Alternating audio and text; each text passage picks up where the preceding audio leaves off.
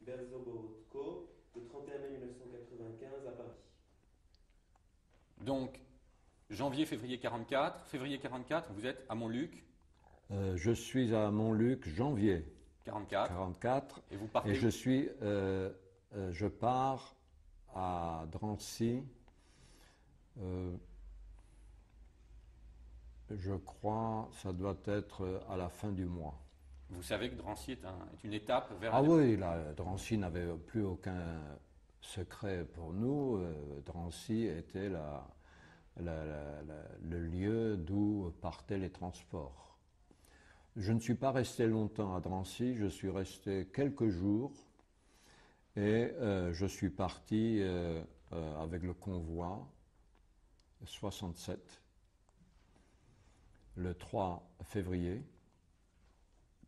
et je suis arrivé à Auschwitz le 6 février 44. Alors, quand vous partez pour Drancy, de Drancy, comment se passe le départ? Voilà, alors lorsque nous sommes partis de Drancy, il y avait une certaine idée de s'enfuir dans le train, de Lyon à Paris. Donc, et là, je dois dire, nous avons voyagé dans des wagons de voyageurs et il y avait des vitres grillagées. Pour autant que je me souvienne, l'idée de m'évader m'a effleuré, mais je dois dire que le danger était grand, parce qu'il y avait à chaque extrémité du wagon, il y avait des sentinelles, et je ne voyais pas de quelle façon arriver à en échapper. Donc vous arrivez à Drancy et vous repartez? À Drancy, on reste quelques jours et nous repartons. Nous sommes véhiculés par des autobus des autobus avec les plateformes. Et sur le coup, je ne savais pas quelle est la gare, mais j'ai su à mon retour que c'était la gare de Bobigny. Et donc vous restez quelques jours à Drancy, on vous fait partir pour Auschwitz, on vous donne des explications? Aucune. On vous dit rien? Rien du tout. On vous dit vous partez quelque part? On ne dit même pas. C'est-à-dire on nous mettait dans des autobus et les autobus faisaient la navette. On nous mettait dans les wagons et on n'avait aucune idée où nous allions. Et que disaient les gens? Ce que je vous disais, à savoir, nous allons au mieux, nous allons au mieux. Il n'y a pas au mieux, il y a aller travailler. Bon, bah, et dans le wagon, il y a des hommes, des femmes, des enfants Non, nous étions, pour autant que je me souvienne, que des hommes. Et je me souviens, il y avait un gros seau. C'était en hiver. Le voyage a duré 3 jours. Nous sommes arrivés à Auschwitz. C'était un matin. Le jour venait de pointer et c'était noir. C'était le jour, mais il faisait sombre. Je ne vais pas vous décrire qu'il y avait de la neige, tout ceci, n'est-ce pas? C'est tellement malheureusement commun. Mais ce que j'ai oublié de vous dire, après mon arrestation et celle de mon camarade, lui ayant été domicilié à Paris, à Lyon, ils avaient mis une souricière.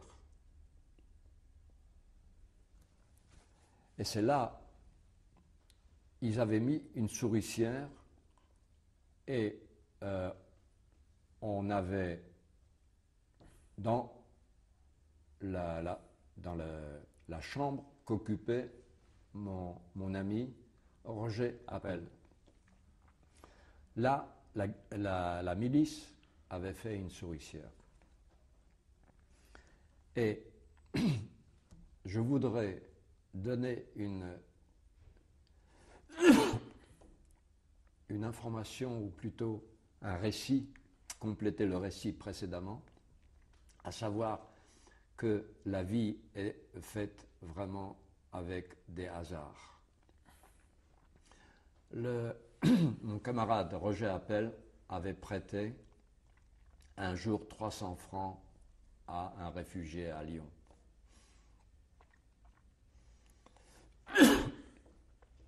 Cet ami a eu les 300 francs à lui rendre et a été pris dans la souricière. Il a fait le voyage avec nous. Il a été donc, bien entendu, amené à Montluc aussi. Et de Drancy, on a fait le voyage, donc on arrive à Auschwitz. Donc vous arrivez à Auschwitz. Nous arrivons à Auschwitz.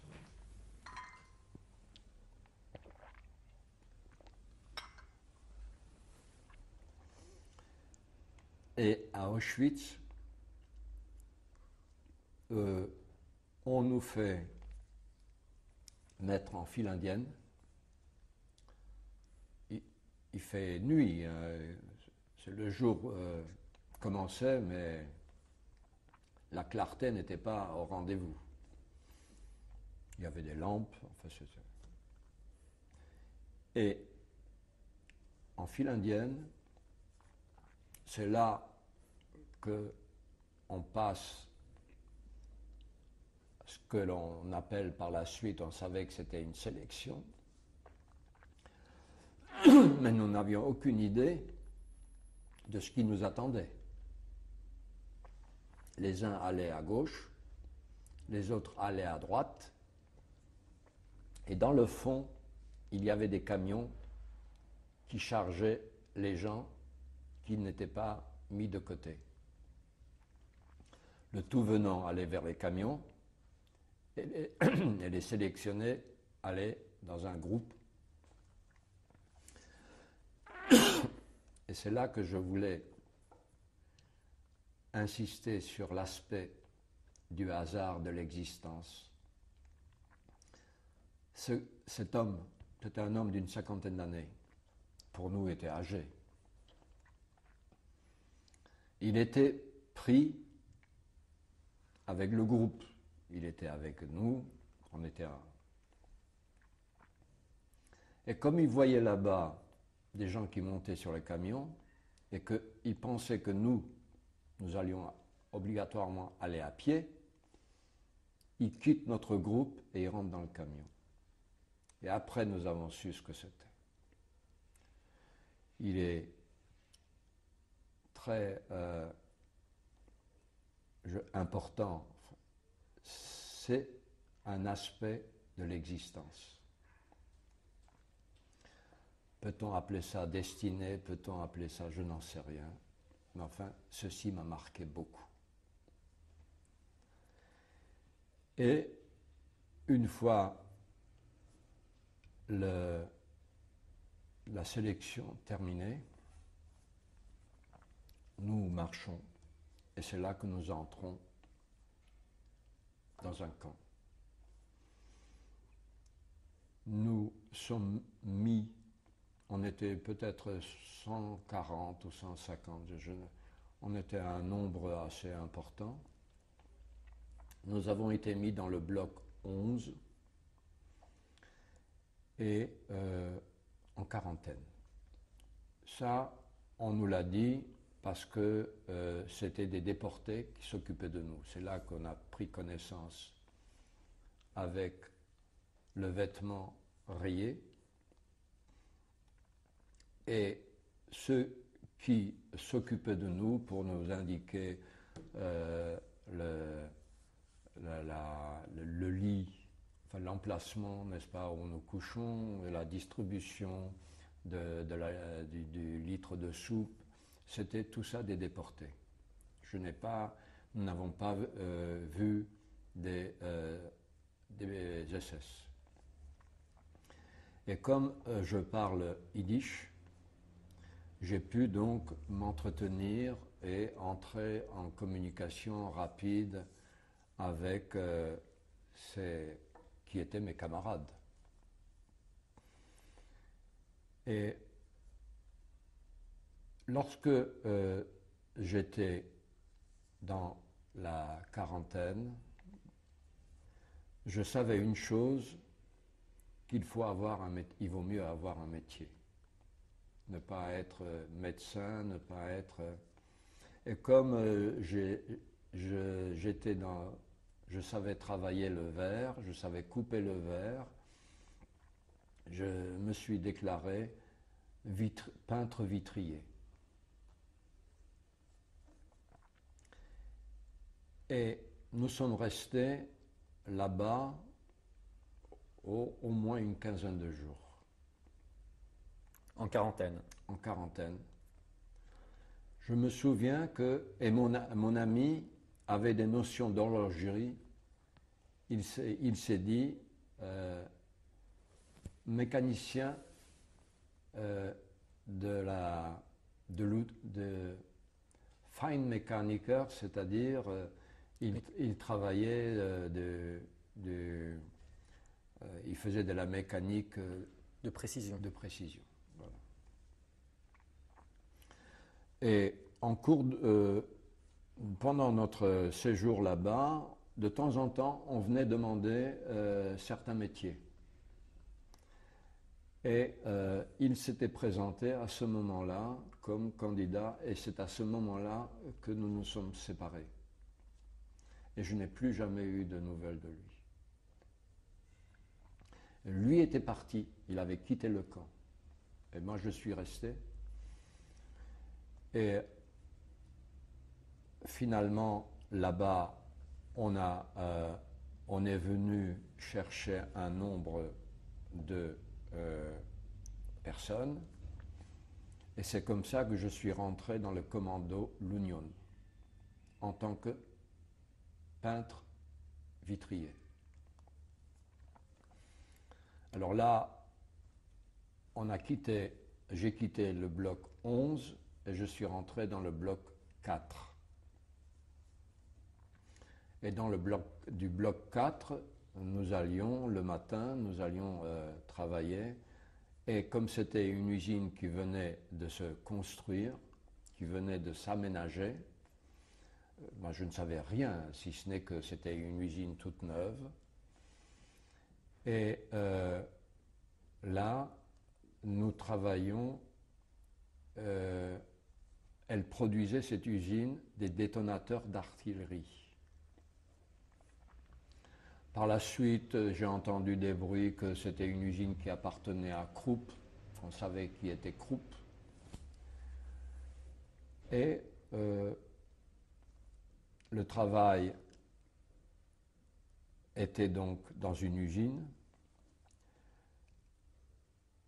Je n'avais pas beaucoup encore de connaissances du camp, si ce n'est que pendant mon séjour dans le bloc 11, j'ai eu l'occasion de bavarder.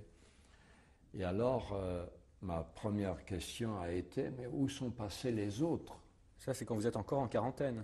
Je suis encore en quarantaine. Alors voilà, donc vous êtes en quarantaine. Je parle donc à un jeune garçon qui s'occupait de nous, qui était un ancien. Et je lui demande, mais où sont les autres? Alors, il me dit, ils ne sont plus là. Je dis, comment ils ne sont plus là? Et il me montre du doigt, regarde, en yiddish. Alors, je dis quoi? ils sont là-bas. Ils sont passés au Kamine. Au Kamine, c'est cheminée. Et là, il commence à me donner tous les détails, n'est-ce pas, le gazage, on les liquide. Et c'est comme ça que j'ai appris ce qu'était Auschwitz. Alors je lui ai dit, mais tu te moques de moi. Il dit, moi me moquer de toi, regarde. Et il se déculotte et il me montre sa verge qui n'avait plus de testicules. Et il me dit, voilà ce qu'ils ont fait de moi, ils ont fait des essais. Et il commence à me raconter, n'est-ce pas, toutes les histoires qu'on peut connaître. Bien entendu, ceci a été ensuite retraduit aux autres et c'est comme ça que nous avons été mis au parfum de l'endroit où nous sommes. Et bien entendu, lorsque nous sommes arrivés à l'Union, dans le commando, d'une certaine façon, on a oublié ce qu'il nous avait raconté, et oublier était une façon de parler, parce qu'en définitive, notre préoccupation était surtout de pouvoir attacher nos pantalons, d'avoir de quoi attacher nos pantalons, d'avoir notre litre de soupe et le soir, on avait notre ration de pain. Et pour autant que je me souvienne, le commando dans lequel je travaillais, mais ça, je passe très très vite parce que le quotidien, heureusement, se limitait à partir le matin, travailler là-bas. Alors nous peignions des murs. Alors nous étions deux à peindre. Il y avait un garçon qui était d'un ghetto de Baranovic, qui était dans la partie nord-est de l'Italie, de la Pologne, et il y avait un contremaître, un chef d'équipe. Lui était un plus ancien d'origine grecque. C'était un juif grec, mais qui était notre chef d'équipe. Et nous allions le matin, nous arrivions le matin, on peignait, on allait dans l'usine parce qu'au fond c'était des murs qui n'avaient pas encore eu, c'était en briques, en parpaing, on peignait. Et nous sommes déjà à ce moment-là, mars, avril. Et ça a duré un bon moment. Et nous allons, un jour, le chef d'équipe me dit de porter 2 pots. Il me donne 2 pots de peinture. Et lorsqu'on rentrera après le travail, de le ramener au camp. Écoutez, c'était un déporté qui me donne à porter. Je porte, d'autant plus c'est mon chef d'équipe. Le lendemain, mon copain, Moïse, il me dit, il parlait le même yiddish que moi. C'était le yiddish parlé par les Lituaniens, Litvak. Je le dis en yiddish. Il dit, du weißt, was du tragst? Tu sais ce que tu portes? Je lui dis, non. Mais c'est de l'organisation, ça. Autrement dit, organiser, ça signifie se faire de l'argent. Moi, je portais la peinture et le chef d'équipe le donnait au chef de bloc, lequel devait peindre, mais il n'avait pas de peinture.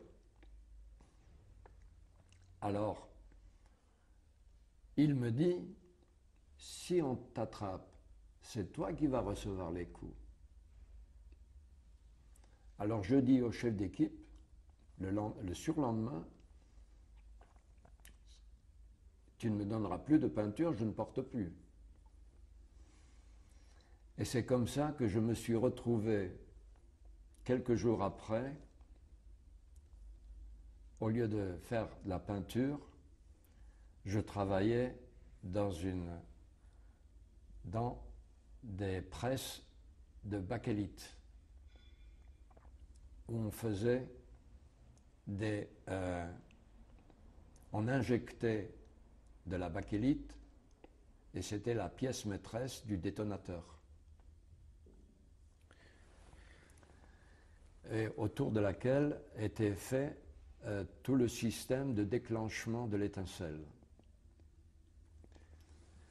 Et c'était une pièce parce que l'usine était entièrement autonome et elle produisait, elle partait de la matière première et elle produisait des détonateurs métalliques. Mais à vous entendre, si je peux me permettre, on a un peu l'impression que c'était une vie, j'allais dire, normale de camp de travail. Alors, c'est ce que j'allais vous dire. J'ai vu, et c'est là où il faut ouvrir un chapitre. Nous n'avons pas, alors, parce qu'au fond, je reviens encore à la période de la quarantaine. Lorsque ce garçon a éclairé un peu, ou a meublé un peu de connaissances du camp, il me dit, aujourd'hui, mais vous êtes dans un sanatorium par rapport à la vie que lui a connue. La vie est là où vous allez travailler,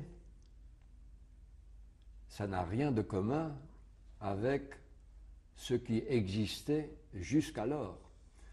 Et c'est là où je dois dire que le travail de l'Union était un travail parfaitement semblable à un ouvrier.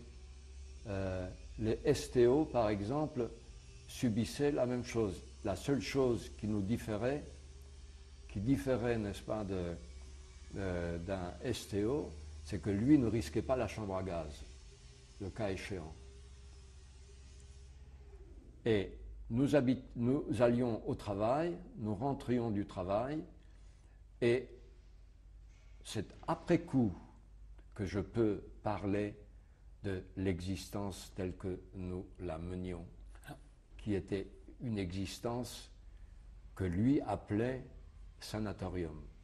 Parce qu'en définitive, nous étions déjà un élément de production et en tant que tel, nous avions les conditions de vie des déportés, nous avions, n'est-ce pas, nous subissions la pression que représentait, n'est-ce pas, cette condition où on est à la merci de n'importe qui, du premier SS venu, des coups et autres, mais nous étions d'une certaine façon à l'abri, étant donné que nous produisions, nous sommes en 1944.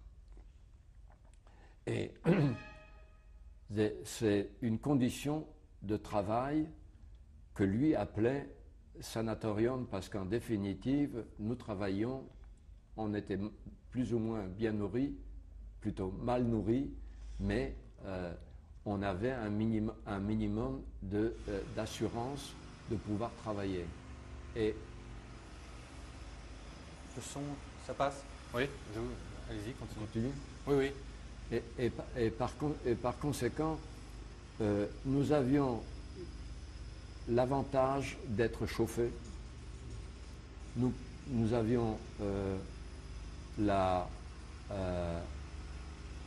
les conditions de vie dans l'ensemble du camp étaient déjà différentes du fait, n'est-ce pas, qu'il y avait des sélections. Parce qu'avant, un transport entier passait à la caisse, au crématoire.